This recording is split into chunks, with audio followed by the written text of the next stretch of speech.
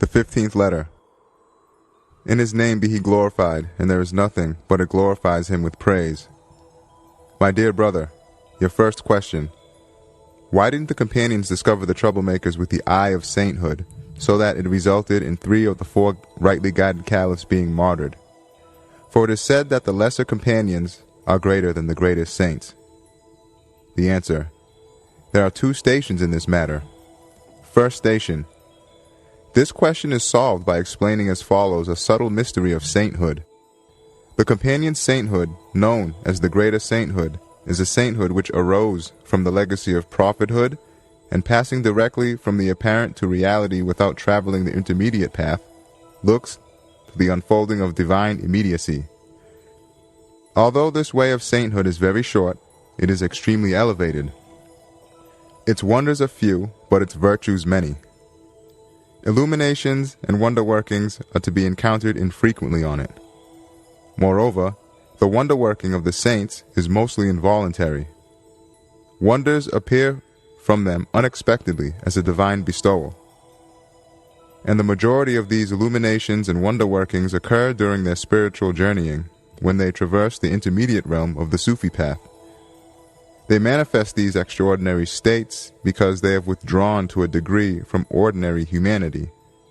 As for the companions, due to the reflection, attraction, and elixir of the company of prophethood, they were not compelled to traverse the vast sphere of spiritual journeying present on the Sufi way.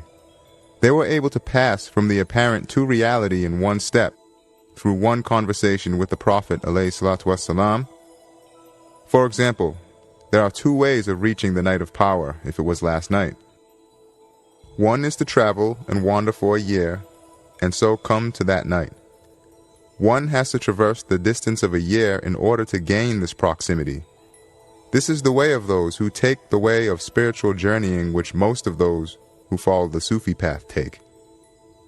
The second is to slip free and be divested of the sheath of corporeality which is restricted by time, to rise in the spirit, and to see the night of power, which was last night, together with the night of the Eid, which is the day after tomorrow, as being present like today. For the spirit is not restricted by time. When the human emotions rise to the level of the spirit, present time expands. Time, which is the past and the future for others, is as though the present for such a person. And so, according to this comparison, in order to reach the night of power, one has to rise to the level of the spirit and see the past as though it was the present. The basis of this obscure mystery is the unfolding of divine immediacy. For example, the sun is close to us, for its light and heat are present in our mirror and in our hand. But we are far from it. If we perceive its immediacy from the point of view of luminosity, and understand our relation to its image in our mirror, which is a similitude, if we come to know it by that means, and know what its light, heat, and totality are, its immediacy is unfolded to us and we recognize it as close to us, and we become connected to it. If we want to draw close to it and get to know it from the point of view of our distance from it, we are compelled to embark on an extensive journeying of the mind, so that by means of thought and the laws of science, we may rise to the skies in the mind and conceive of the sun there, and through lengthy scientific investigation, understand its light and heat and the 7 colors in its light. Only after this we attain to the non-physical proximity the first man attained with little thought through his mirror. Thus, like this comparison, the sainthood of prophethood and of the legacy of prophethood looks to the mystery of the unfolding of divine immediacy. The other sainthood proceeds mostly on the basis of proximity and is compelled to traverse numerous degrees in spiritual journeying. Second station. Those who were the cause of those events and instigated the trouble did not consist of a few Jews, so that having discovered them, the trouble could have been prevented. For with numerous different peoples entering Islam, many currents and ideas which were opposed to and contrary to one another had confused the situation. particularly since the national pride of some of them had received awesome wounds at the blows of Umar radiallahu an. They were waiting to take their revenge, for both their old religion had been rendered null and void, and their old rule and sovereignty, the source of their pride, been swept away. Knowingly or unknowingly, they were emotionally in favor of taking their revenge on Islamic rule. It was therefore said that certain clever and scheming dissemblers like the Jews took advantage of that state of society. That is to say, it would have been possible to prevent those events through reforming the social life and various ideas of that time. They could not have been prevented by discovering one or two troublemakers. If it is said, why did Umar radiallahu an not see his murderer Firuz, who was at his side, with that piercing eye of sainthood of his, although, while in the pulpit, he said to one of his commanders called Sariya, who was a month's distance away, Sariya, the mountain, making Sariya hear it, and in wondrous fashion causing a strategic victory, showing how piercing his view was. The answer. We answer with the answer that the Prophet Yaqub alayhi salam gave. That is, it was asked of Yaqub, how did you perceive the odor of Yusuf's shirt from Egypt when you did not see him in the well at Canaan close by? He replied, our state is like lightning. Sometimes it appears, and sometimes it is hidden. Sometimes it is as though we are seated on the highest spot and can see everywhere, and sometimes we cannot even see the arc of our foot. In short, however much man acts with choice, still in accordance with the verse, you do not will it except as Allah wills. Divine will is fundamental. Divine determining is dominant.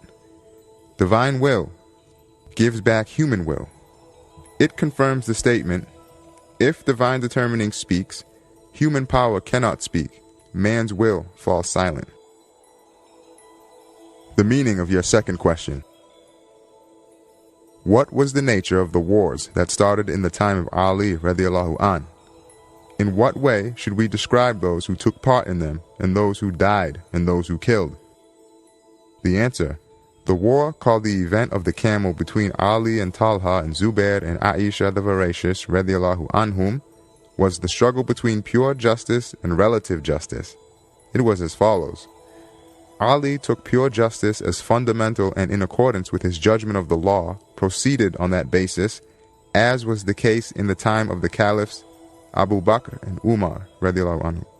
Those who opposed him said at that time the purity of Islam permitted pure justice. But since the passage of time, various peoples whose Islam was weak had entered Islamic social life, to apply pure justice was extremely difficult.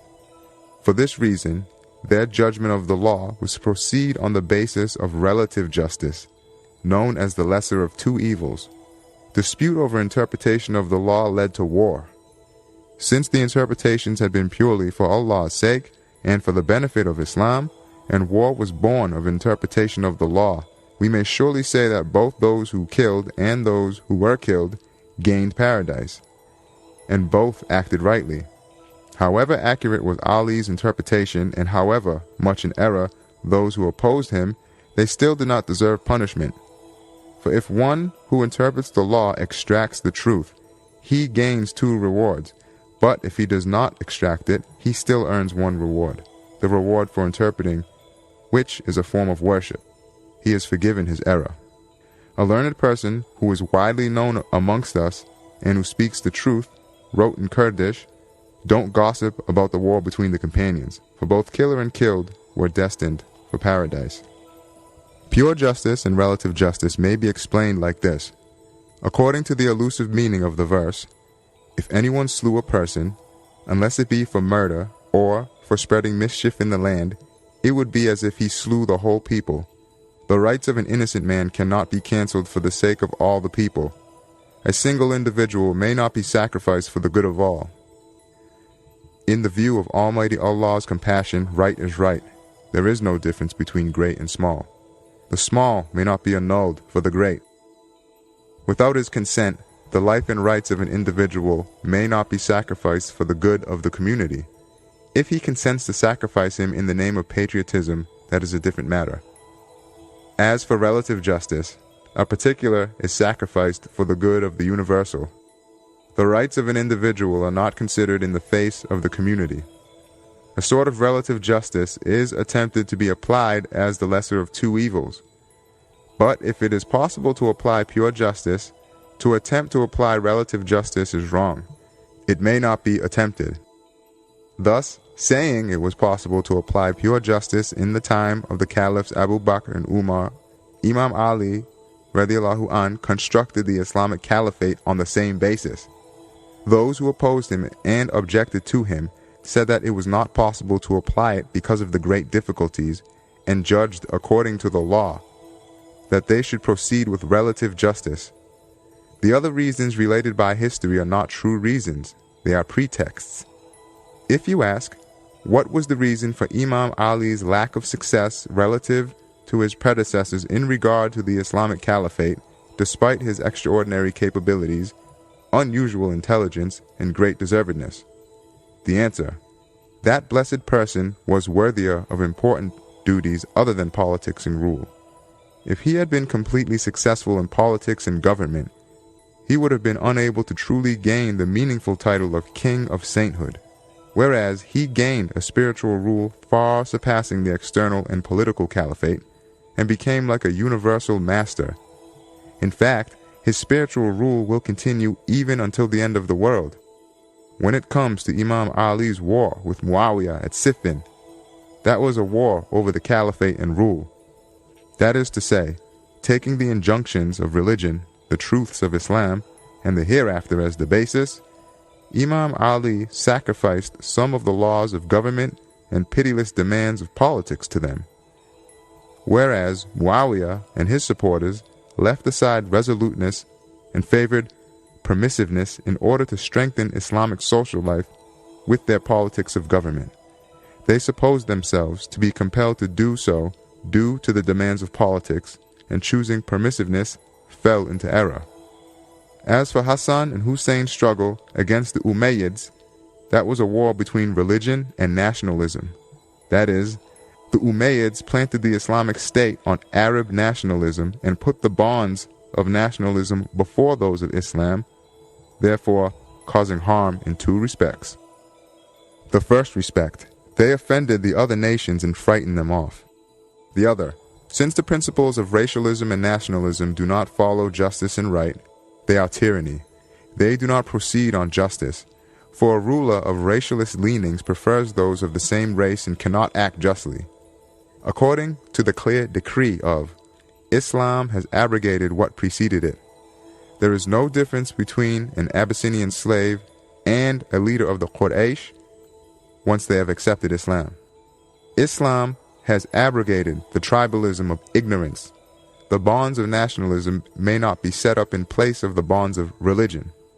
If they are, there will be no justice. Right will disappear. Thus, Hussein took the bonds of religion as the basis and struggled against them as someone who executes justice until he attained the rank of martyrdom. If it is said, if he was so right and just, why was he not successful?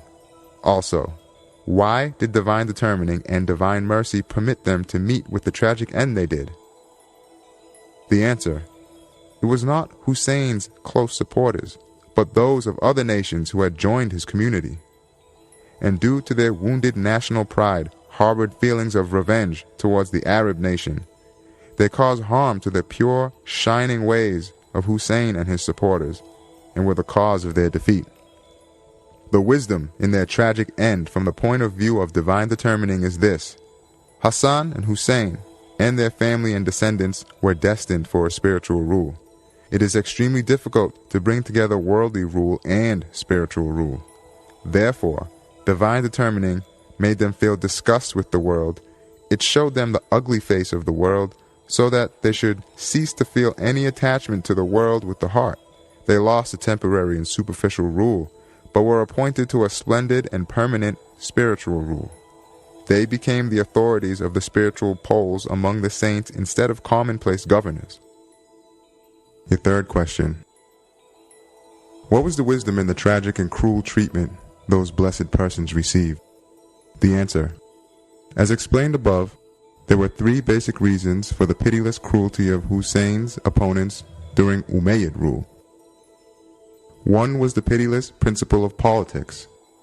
Individuals may be sacrificed for the welfare of the government and preservation of public order. The second was the cruel rule of nationalism. Everything may be sacrificed for the well-being of the nation, since their rule was based on racialism and nationalism. The third, the traditional vein of rivalry of the Umayyads towards the Hashemites was found in some people like Yazid, and he displayed a merciless ability to be cruel.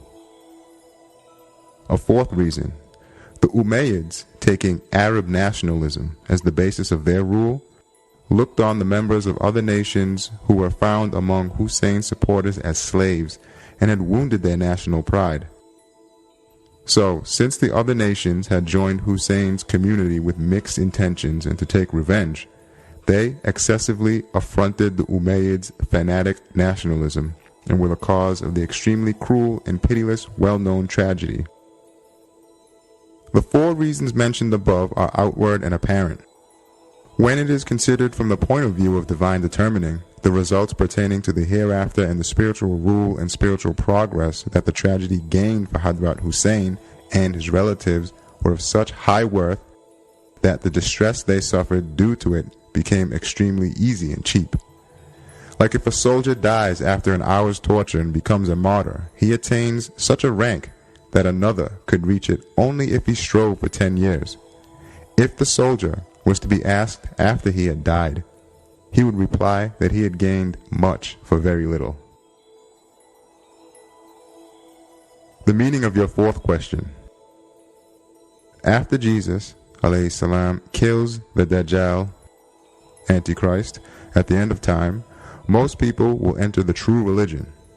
But it says in some narrations, the end of the world will not occur so long as there remain on the earth those who say, Allah, Allah. So how, after most people have come to believe, will most people become unbelievers? The answer, those whose belief is weak deem it unlikely that what is narrated in the sound hadith, Isa alayhi salam will come, he will act in accordance with the Sharia of Islam, and he will kill the Dajjal will come about. But if the reality of this is explained, no reason remains to deem it unlikely. It is as follows. The meaning expressed by this hadith and those about the Sufyan and the Mahdi is this. At the end of time, two currents of irreligion will gain strength. Note, for hadiths about the Mahdi and Sufyan, see the fifth ray. The rays, Shuala, forms the fourth volume of the Risale-i collection and is in preparation for publication. One of them. Under the veil of duplicity, a fearsome individual named the Sufyan will deny the messengership of Muhammad sallallahu alaihi wasallam, and coming to lead the dissemblers will try to destroy the Islamic Sharia. To oppose him, a luminous individual called Muhammad Mahdi of the family of the Prophet will come to lead the people of sainthood and perfection, who are bound to the luminous chain of the family of the Prophet, and he will kill the current of dissemblers, which will be the collective personality of the Sufyan, and scatter it. The second current, a tyrannical current born of naturalist and materialist philosophy, will gradually become strong and spread at the end of time by means of materialist philosophy, reaching such a degree that it denies Allah. A savage who does not recognize the king or accept that the officers and soldiers in the army are his soldiers, ascribe a sort of kingship and rulership to everyone and to all the soldiers. In just the same way, the members of that current who deny Allah each ascribes dominicality to his soul like a little Nimrod. And the greatest of them, the Dajjal, who will come to lead them, will manifest awesome wonders, a sort of spiritualism and hypnosis. He will go even further, and imagining his tyrannical, superficial rule to be a sort of dominicality, he will proclaim his godhead. It is clear just what foolish buffoonery it is for an impotent man who may be defeated by a fly and cannot create even a fly's wing to claim godhead. At that point, when the current appears to be very strong, the religion of true Christianity, which comprises the collective personality of Isa alayhi salam, will emerge. That is, it will descend from the skies of divine mercy. Present Christianity will be purified in the face of that reality. It will cast off superstition and distortion and unite with the truths of Islam. Christianity will in effect be transformed into a sort of Islam. Following the Quran, the collective personality of Christianity will be in the rank of follower and Islam in that of leader. True religion will become a mighty force as a result of its joining it. Although defeated before the atheistic current while separate, Christianity and Islam will have the capability to defeat and rout it as a result of their union. Then the person of Isa alayhi salam, who is present with his human body in the world of the heavens, will come to lead the current of true religion as, relying on the promise of one powerful over all things, the bringer of sure news has said. Since he has told of it, it is true, and since the one powerful over all things has promised it, he will certainly bring it about. Indeed, it is not far from the wisdom of an all-wise one of glory, who all the time sends the angels to the earth from the heavens, sometimes in human form, like Jibril, appearing in the form of Dihya, and sends spirit beings from the spirit world, making them appear in human form, and even sends the spirits of most of the dead saints to the world with similitudes of their bodies. It would not be far from his wisdom, even if he was not alive and present with his body in the skies of the world, and had truly died and departed for the furthest corner of the hereafter, to clothe Isa alayhi salam in his body and send him to the world, so to bring the religion of Isa to a good conclusion for such a momentous result. Indeed, he promised it, because his wisdom required it to be thus, and since he promised it, he will most certainly send him. When Isa alayhi salam comes, it is not necessary that everyone should know him to be the true Isa. His elect and those close to him will recognize him through the light of belief. It will not be self-evident so that everyone will recognize him. Question. There are narrations which say that Dajjal has a false paradise into which he puts those that follow him, and he also has a false hell into which he casts those who do not follow him.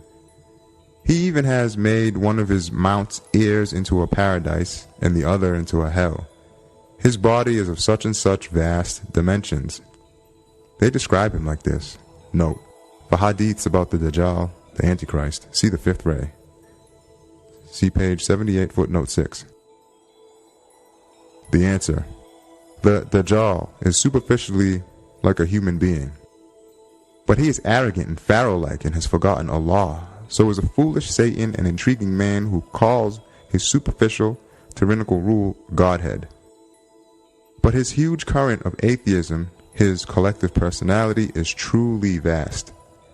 The awesome descriptions of the Dajjal in the narrations allude to that. At one time, the commander-in-chief of the Japanese army was depicted with one foot in the Pacific Ocean and the other 10 days' distance away in Port Arthur. The collective personality of the commander-in-chief's army was shown by depicting him in that way. The Dajjal's false paradise are the alluring amusements and enticements of civilization. His mount is means of transport like the railway. At one end of the train is the firebox, which sometimes sprays fire on those who do not follow him. The other of the mount's ears, that is, the other end of it, has been furnished like paradise, and he seats his followers in it. Anyway, the railway, an important mount of dissolute and cruel civilization, brings a false paradise for the dissolute and the worldly, while for the people of religion and Islam, like the angels of hell, it brings dangers in the hand of civilization and casts them into captivity and indigence. For sure, with the emergence of the true religion of Christianity and its being transformed into Islam, it will spread its light to the great majority of people in the world. But when the end of the world is close, an atheistic current will again appear and become dominant. According to the rule, the word is with the majority. No one will remain on earth who says, Allah, Allah. That is, Allah, Allah will not be uttered by a significant group who holds an important position on the earth. The people of truth will form a minority or will be defeated, but they will remain permanently to the end of the world. Only the moment doomsday occurs, as a sign of divine mercy, the spirits of the believers will be seized first so that they do not see the terrors of the last day, and it will break forth over the unbelievers. The meaning of your fifth question. Will the immortal spirits be grieved at the events of the last day? The answer: they will be grieved according to their degrees. They will be grieved in the same way that they are grieved at the overwhelming, wrathful manifestations of the angels towards themselves. In respect of his mind and conscience, a person is affected by those trembling in the snow and cold outside while he himself is inside in the warm. Similarly, since they are connected to the universe according to their degree, immortal spirits are affected by the awesome events of the universe. The Quran indicates and alludes to this, and to the tormented being afflicted in a grievous manner, and those destined for happiness being struck by wonder and amazement, and even rejoicing. For the all-wise Quran always mentions the extraordinary events of the resurrection in the form of threats. It says, "You will see it," whereas those who will witness it physically are those living at the last day. That is to say, the spirits whose bodies have rotted in their graves also have a share of those Quranic threats. The meaning of your sixth question. Does the verse, "Everything will perish save his countenance," include the hereafter, paradise and hell, and their inhabitants, or does it not include them? The answer: this question has been much discussed by the scholars, the saints, and those who uncover the realities of creation. The word is theirs in this matter. Moreover, the verse is very broad and contains many levels. The majority of scholars said that it does not include the everlasting realm, while others said that those realms too will perish for just an instant, a brief interval of time, but so brief a time that it will not be perceived that they have been annihilated and returned. But the absolute annihilation stated by some of those who uncover the realities whose ideas are extreme is not right. For since the most pure and holy divine essence is eternal and everlasting, his attributes and names are also surely eternal and everlasting. And since his attributes and names are everlasting and eternal, the everlasting beings and immortal ones in the realm of eternity, which are the mirrors, manifestations, impresses, and places of reflection of his attributes and names, of necessity will not go to absolute non-existence. I shall now write 1 or 2 points that occur to me from the effulgence of the Quran. The first: Almighty Allah is the possessor of such absolute power that he can dispatch and bring into being existence and non-existence most easily, as though they were two houses in relation to his power and will. If he wishes, he can do this in a day or in an instant. Anyway, there is no absolute non-existence, for his knowledge is all-embracing. And there is nothing outside the sphere of divine knowledge so that something can be cast there. The non-existence within the sphere of his knowledge is external non-existence, and a title for something concealed, but existent in divine knowledge. Some scholars have called these beings existent in divine knowledge latent realities, in which case, to go to extinction is to be temporarily divested of external dress and to enter upon existence in divine knowledge, existence in meaning. That is to say, transitory, ephemeral beings leave external existence and their essences are clothed in what has the meaning of existence. They pass from the sphere of divine power to that of divine knowledge. The second: as we have explained in many of the words, in regard to their faces which look to themselves, all things are nothing. They do not possess existences which are of themselves independent or constant, and they do not possess realities which subsist of themselves. But in regard to their aspects that look to Almighty Allah, that is, that signify a meaning other than themselves, they are not nothing. For in that aspect are to be seen the manifestations of eternal names. That aspect is not doomed for non-existence, for it bears the shadow of an eternal existent. It has a reality, it is constant, and it is elevated. For it is a sort of constant shadow of the eternal name which it manifests. Furthermore, everything will perish, save his countenance is a sword to cut man's attachment to things other than Allah. It looks to the transitory things of this world in order to sever attachment to ephemeral things in this fleeting world, which is not for Almighty Allah's sake. That is to say, if his attachment is for Allah's sake, on account of the face which looks to him, for him, man cannot embrace what is other than him, so that his head should be cut off with the sword of everything will perish save his countenance.